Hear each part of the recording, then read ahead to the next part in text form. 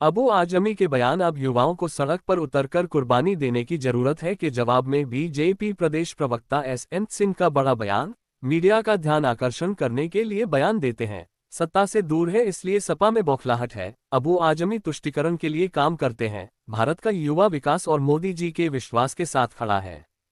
धर्मांतर को लेकर इससे बड़ा चर्चा है, आगरा से लेकर पश्चिम से लेकर पूरब तक। ये क्या मामला है, कैसे इस पे रोक लगेगी? देखिए, कुछ धर्म के लोग वो हर समय झूठ, धोखा, षड्यंत्र, छल, कपट, प्रपंच रच के एक धर्म को टारगेट करके धर्म परिवर्तन कराने का कार्य करते हैं। जब मोदी जी, योगी जी की सरकार आती है तो उस पर कठोर कानून ले आने का कार्य किया जाता है। और आप देखे होंगे हमारी सरकार में कोई भी व्यक्ति इस तरह का कार्य करता है, समाज विरोधी कार्य, ये एक तरह का कानून विरोधी कार्य है। अगर ऐसे कार्यों को करेंगे तो निश्चित तौर पर आपके खिलाफ कठोर से कठोर कार्रवाई होगी। और ये तो योगी जी की सरकार है, ये तो मोदी जी की सरकार है। इसमें तो अगर धर्मांतरण कोई कराता है तो बहुत बड़ा गुनाह करता है। कुछ सरकारें ऐसी होती थी जो पुरस्कृत करती थी, लेकिन इस सरकार में कठोर दंड का प्राविधान है। और मुझे लगता है कि जो लोग भी ऐसा कार्य कर रहे हैं निश्चित तौर पे वो इस सरकार में बचेंगे नहीं। वो गुनाहगार हैं, समाज के भी गुनाहगार हैं और वो सरकार के भी गुनाहगार हैं। जीएसटी को क्या लग रहा है? जीएसटी सरकार ने आपकी घटाई है तो उससे जनता को क्या लाभ है? नहीं, आप देखिए, अगर हम कोई वस्तु 5 रुपए का देंगे तभी तो 6 रुपए में भी बेचेंगे। अगर 50 रुपए का रहेगा तो 51 में बिकेगा, 55 में बिकेगा। निश्चित तौर पे जो समाज की मांग थी, जो जनता की मांग थी, जो लोगों की मांग थी, दुकानदारों की मांग थी, ये तो जनता की सरकार है। जनता की सरकार की बात को मोदी जी ने सुना और जीएसटी काउंसिल की बैठक के बाद जो निर्णय लिया गया, स्लैब में 5% 18% किया गया, जो 22 तारीख से लागू होने जा रहा, इससे अपार खुशी है जनता के बीच में।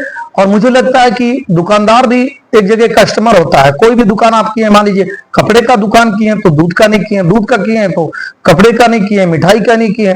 एक दुकानदार भी एक दूसरे जगह जाके कस्टमर होता है। पूरा संपूर्ण भारत, संपूर्ण समाज, संपूर्ण जनता कस्टमर होती है। और कस्टमर को अगर किसी तरह का लाभ मिलता है तो वो देश को लाभ मिलता है। आज जिस तरह का साहसिक और सुंदर निर्णय मोदी जी के नेतृत्व में सरकार के द्वारा लिया गया है, भूर भूर मैं इसकी सराहना करता हूँ। क्या सर बिहार के चुनाव को देखकर जीएसटी का हो रही है?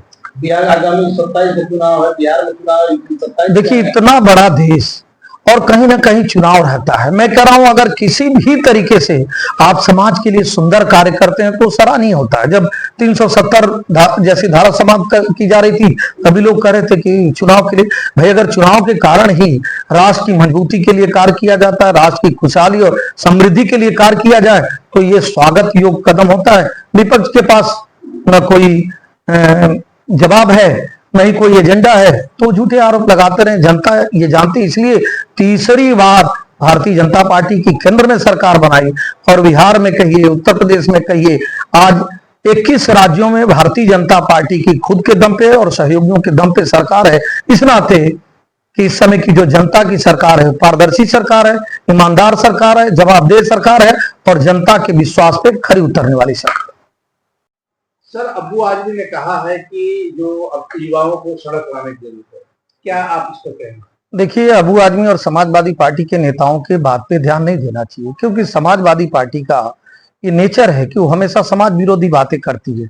और मैं ऐसे नहीं कह रहा हूं, एग्जाम्पल के तौर पे देखिए, भारत माता को उड्डयन कौन कहा? समाजवादी पार्टी। रामचरितमानस की पुस्तकें कौन जलवाया? समाजवादी पार्टी। मठ और माफिया कौन कहता है? समाजवादी पार्टी। बाबा साहब को भूमाफिया कौन कहता है? समाजवादी पार्टी।